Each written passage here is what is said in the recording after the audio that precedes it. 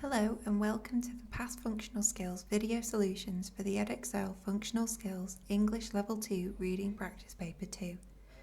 Before watching this video, please make sure that you've read the 3 sources in the insert and you've attempted to complete the paper yourself. Question 1. Your friend wants to know about identity theft. Using text A, identify 2 ways that criminals can use your personal details illegally. So here we want to look at text A and scan the text for 2 ways that criminals can use personal details illegally. Now in the first paragraph, it shows us that identity theft is when someone uses your details to pretend to be you in order to steal your money or commit another crime. They may open a bank account, so that's one thing they might do, take out a credit card, or they might apply for benefits illegally in your name. So examples of using personal details illegally includes opening bank accounts and applying for benefits. Question 2. Which word best describes the style of text A? So here we've got to look at these words and find which one gives the best description of the style of text A. So the kind of overarching feeling of the text, how the text is written. So A, serious. Well, the text is definitely serious. Serious means showing sort of deep thought or a grave or somber character or manner. And the text is definitely quite serious. It's showing that people are stealing personal details and it's definitely warning people. So it is very serious. Apologetic. Well, no, the text isn't apologising for anything, not saying sorry. Encouraging. No, it's not encouraging at all. It doesn't encourage people to go out and commit crimes, and it doesn't seem very encouraging in terms of identity theft. It doesn't give any ways that identity theft will be alleviated in the future. Sarcastic. Well, it's definitely not sarcastic either. It's not saying something and meaning something else. It's pretty clear cut that the writer is saying exactly what they mean. So the answer to question 2 is option A, serious. Question 3. Which 2 of these quotations from text A are examples of informal language? So we need to find 2 of the below quotations from text A and identify which ones are informal, which ones use informal language. So informal language is the kind of language that you'd use with your friends and family. Formal language, on the other hand, is the kind of vocabulary that you would use in a professional email or letter, or you might hear a newsreader use formal language. So informal language, be on the lookout. Now this one is informal. Look out for would be a much more formal phrase. Be on the lookout, that creates sort of an image of someone on a watchtower. So it's more descriptive and more informal. B, all relevant companies. Well, you would definitely say that in a professional letter, so that is formal. C, wise up to scammers. Now that's definitely informal. Wise up to is a very informal phrase. A more formal phrase would be something like learn about. Wise up creates a very informal tone, and it's a phrase that you might use with friends or family. So that is another example of informal language. D, intercept your mail. There's nothing informal about that. You could definitely hear that on the news or in a professional document. And finally, looking at social media. Well, there's no slang terms used there. It's written in proper English, so it is formal. Question 4. You've been asked to add subheadings to each paragraph in text A. Number each subheading from 1 to 5 to show which best matches each paragraph. 2 have been done for you. So here we have to look at text A, and each paragraph requires a subheading that we need to add. So we need to add the subheading that best matches each paragraph. This means that we have to look through the text, read each paragraph, and try to think about the overall meaning and topic. Then we need to choose one of these subheadings that best matches it. So, important documents, well, that would be paragraph 3, because important documents like passport, driving licence, and crucial documents are mentioned there. What is identity theft? Well, if we have a look at the text, we can see that paragraph 1 describes identity theft. It says identity theft is when someone uses your details to pretend to be you. How to avoid identity theft? So any techniques for avoiding it? Well, you can check your bank account regularly, you can phone the bank. These are all giving advice on avoiding being scammed, avoiding identity theft. Personal details are mentioned in paragraph 2. So personal details like your name, address and date of birth are mentioned in paragraph 2. And finally, unexpected items. Now, unexpected items include items that you haven't bought on your bank statement. So these are items that you haven't expected, goods that you haven't ordered. Question 5. What does each of these quotations from text B suggest about scamming? Spiralling out of control and copycat website. So for this question, we have to look at text B and we need to find out what the quotations suggest about scamming. So we need to define these words here. So spiralling, if we have a look in our dictionary, we can see that spiralling means to advance or increase steadily or to rise. So that suggests that if it's spiralling out of control, then scamming is getting worse and it cannot be stopped or managed. It's out of control, it's increasing, and we can't manage it. Copycat website, if we have a look at the word copycat in a dictionary, it means something that copies, imitates, or mimics something else. So a copycat website is copying a regular website. Scammers are creating fake websites that look real and convincing. So these are good definitions of these phrases. Question 6. Text B includes both facts and opinions. Which one of these statements is an opinion? So in this question, we need to be looking at text B and we need to identify which of these statements is an opinion, and we only need to select one of them. So this is quite a tricky question because at first glance, all of these would look like facts. But if we read text B closely, we can see that B, most people do not report being conned, is actually an opinion. We know this because we can see that the true number of victims may well be even higher, as they believe people are often too embarrassed to come forward. So it's an opinion because we don't know that that's true. It might not be true. The number might be high. Most people do not report being conned. We just can't know that. Whereas the other statements, scams can be reported to Action Fraud. Well, we are told that we can report scams to Action Fraud here. Phishing is a way of acquiring bank details. We have information about phishing here, and you are tricked into revealing your bank details. So that's another fact. We can verify that based on the text. Make sure that that's true. And D, people are being scammed on the phone and online. Well, we know that as well. The criminals are targeting people on the phone and online. So the only one that we cannot be sure of from the text that is not a fact and must be an opinion is statement B. Question 7. According to text B, what percentage of fraud cases in 2018 were linked to authorised push payment, and what organisational feature is used to present this information?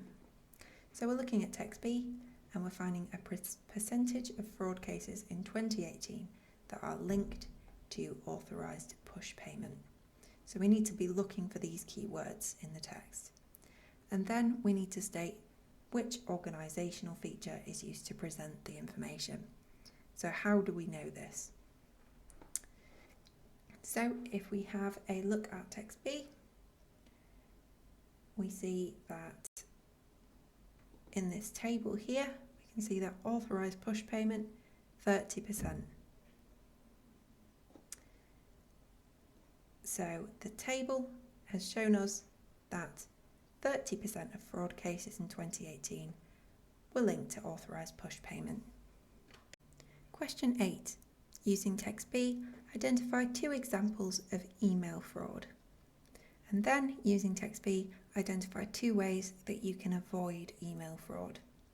So here we just look in the text and we've got to find 2 examples of each, 2 examples of types of email fraud, and then 2 ways that you can avoid falling victim to email fraud. So if we scan through the text, we're looking at email fraud specifically. This first paragraph is all about targeting victims by the phone, so anything from this paragraph would be incorrect. If we look at paragraph 3, we can see that email fraud is mentioned here, email scams. And we're looking for 2 types of email scams. So phishing, being directed to a copycat website, and also getting an email that seems to come from a friend who claims to have been robbed and asks you to send them money urgently. So that's another type. And then finally, an email telling you that you need to pay for a TV license immediately or you'll be prosecuted. So here are some good examples that you could use. And the student has said that scammers can trick you into revealing your bank details, and they can email you telling you you need to pay for a TV license immediately via a link or face prosecution. And then 2 ways to avoid email fraud. We've got to scan for any advice on avoiding it. So anything from this bullet point list would be a valid option. And the student here has identified deleting messages without opening them and ignoring email attachments as ways to avoid email fraud. Question 9.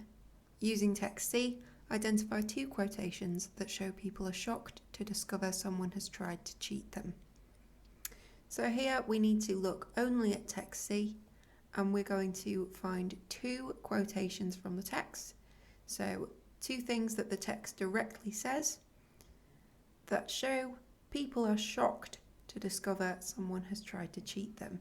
So we're looking for any words that mean the same as shock. 2 quotations that will show or imply shock. So the first thing we need to do for this question is make sure that we understand all of the words that are being used here. So if we're not sure about words, we can look them up in a dictionary. So for example, we've got flabbergasted here, which does mean shocked. But if you didn't know what that word meant, then you wouldn't be able to identify it from the text. So make sure that you've got your dictionary to hand. We've also got I was gobsmacked at the bottom here. So there's a bit of a clue here with this one because we have an exclamation mark. Now that's suggesting some kind of surprise or shock.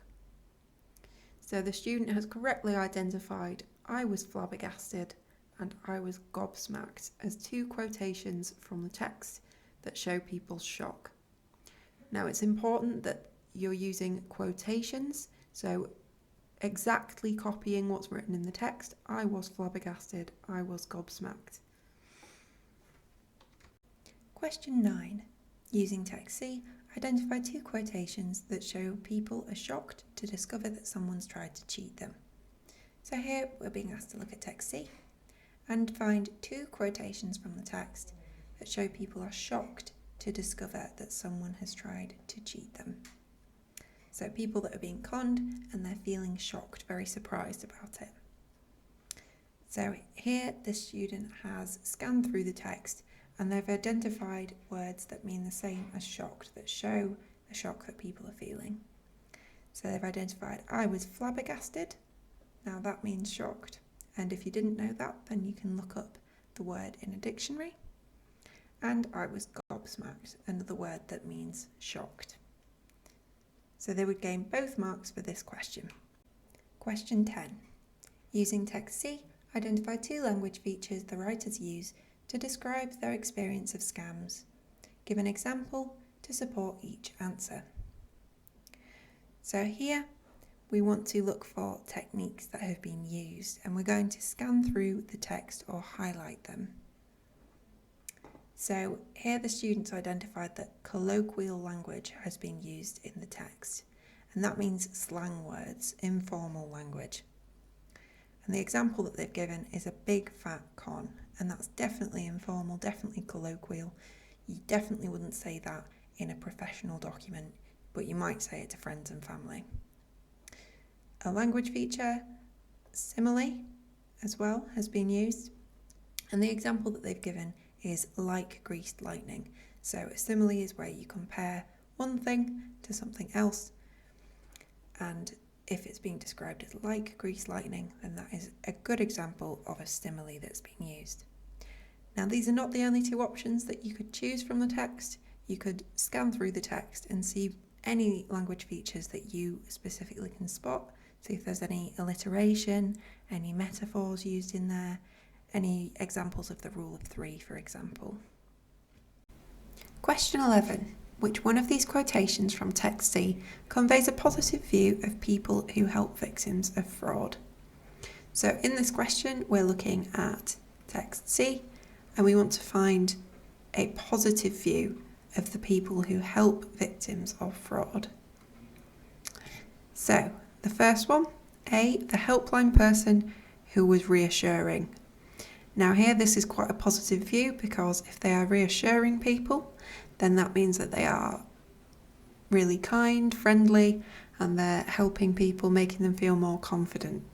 So that's definitely a positive view of people who help victims of fraud. B, according to the bank advisor I spoke to, well, that's kind of neutral, and it doesn't really give a positive impression. It gives it doesn't give a negative impression either. It just isn't really describing the bank advisor at all.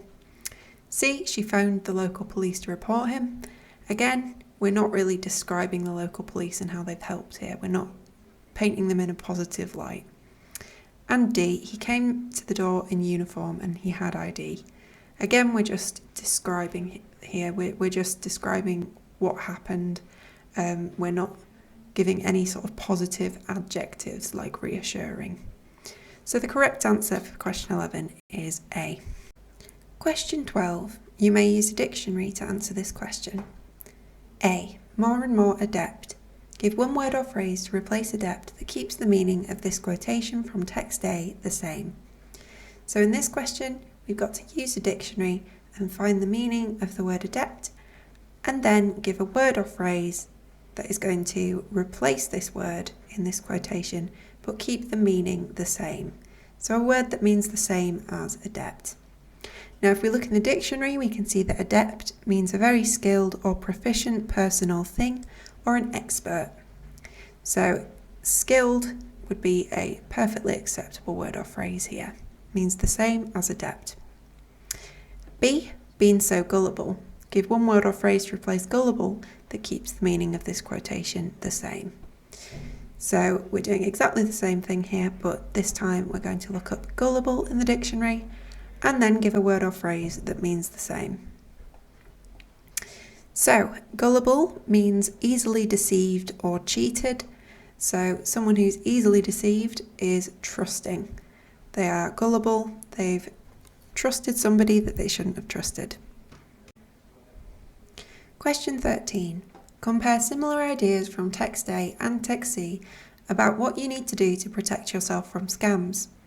In your answer, you should give 2 similarities from these texts about what you need to do to protect yourself from scams, and give 1 quotation from text A and 1 quotation from text C to support each similarity? So this is quite a detailed question, and we need to break it down. So to start with, we're being asked to compare similar ideas, so find similarities from text A and text C. So just focusing on these texts, not mentioning text B, about what you need to do to protect yourself from scams. So we're focusing on protecting ourselves from scams. Now we've got to give two similarities about protecting ourselves from scams and quotations to support these similarities, each one of them. So we're giving two similarities and then give an example from text A and text C to support the first one, and another example from text A and text C to support the second one. So 4 examples overall. 4 quotations. So the student's written that both texts suggest that in order to protect yourself from scams, you should check your bank account regularly. Text A says check your bank account regularly for suspicious activity, and text C says I should have monitored my account more closely. Both texts suggest that you should be cautious about what you post on social media in order to avoid being scammed. Text A says take care online and be careful about what you post, and text C says you need to be really careful about what you post. So why is this a good answer? Why does it get full marks? Well, they've started by comparing. They've said both texts. So they are comparing similar ideas here. They're finding similarities in both texts. And they have given 2 similarities. The first one is that you should check your bank account regularly. So if you summarise both of the texts, they tell you to do this. And they've said that you should be cautious about what you post on social media. So they've compared similar ideas and they've given 2 similarities. Now for the next part of the question, giving quotations to support these similarities. Well, they've given very similar quotations for both of the similarities that they've identified. So in the first one, text A says check your bank account regularly, and then text C saying I should have monitored my account more closely. These quotations are very similar. They're meaning exactly the same thing. They mean that you should check your account regularly. And similarly, in the next paragraph, the student said that text A says take care online and be careful about what you post. And that's very, very similar to the quotation from text C. You need to be really careful about what you post. So here they've found quotations that are very similar, that mean the same thing, and they are similar ideas specifically about protecting people from scams. Question 14. Which one of these statements about the language used in text A and text B is correct? So here we want to find one of the following statements about language use from text A and text B, and we need to find out which one's correct. So let's look at the first one. A, both use statistics for authenticity. Well, do they both use statistics? Let's have a look. So text B we've got here, and we have got some statistics used here. Statistics are facts that have numbers in, and this table includes some of those, some statistics, and we're told that tax officials, that crooks pose as tax officials to target 10,000 people a day. That's another statistic. It is another fact that has a number in it. Now, does text A have any statistics? No, we can't see any numbers being used here. So that is incorrect. They don't both use statistics. B, both use direct address to give advice. Now, direct address is using words like you, your, speaking directly to the reader. And text B definitely does this. It says, if you receive a dodgy looking email, trick you into revealing your bank details. So it is using direct address there. Does text A use direct address? Well, yes, we've got your, you being used. the writer is speaking directly to the reader. So B is correct. They both use direct address. Exclamations, and these are really easy to identify because any exclamations will just have an exclamation mark. Now we don't see any use of exclamations in text B, and they're not used in text A either. There are no exclamations. So that's incorrect. And finally, both use quotations to support points. Well, let's have a look at text B. We have got according to Mary Brown written here, but these are not quotations that have been used. The information has been summarised. There are no quotation marks around the text. And in text A, we have got a little bit of quotation mark usage here, but that is just to, it's not used as a direct quotation from someone else. It is used as a way of showing that something is sarcastic or doesn't mean quite what it says. So another you doesn't mean that the thief is actually you, it means that they're pretending to be you. So D is incorrect. And the right answer is B, because both are using direct address to give advice. Question 15. Your relative wants to know how serious scamming is becoming. Identify one piece of evidence from each of the three texts that shows that scams are an increasing problem. Okay, so in this question, we've got to address each of the three texts. So text A, B, and C. And we need to find some evidence, that means quotations, that show that scams are an increasing problem. So scams are getting worse. And the student has here identified cases of identity theft are on the rise from text A.